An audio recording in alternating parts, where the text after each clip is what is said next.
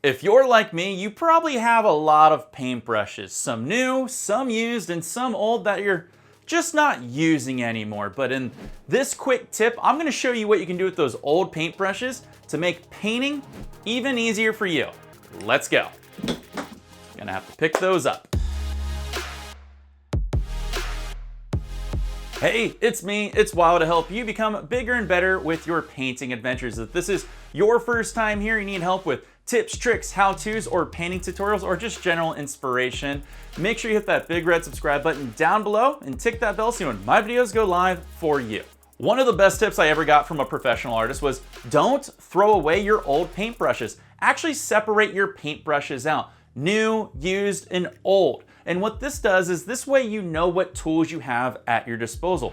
Old paintbrushes that might be frayed or clunky or hard or falling apart actually still have a lot of use to them. They're perfect for adding details in bushes and trees or making grass patches or flower patches where you just need to wisp in a little bit of color. Hey, frayed brushes are actually perfect for adding in small details into the background where a brand new brush that has a lot of hair may add too much color. So make sure you separate your old brushes out from your new and put them in like a can or something like that, or in a spot where you know you have the perfect tool for when the need arises. Now, if you have any old dingy brushes laying around, they still serve a purpose. What I really recommend if you need it to be a little bit better for your painting style is we can rejuvenate this paintbrush a little bit, which is why I recommend every painter out there have in their tool bag the Master Brush Cleaner Tub. This thing's excellent.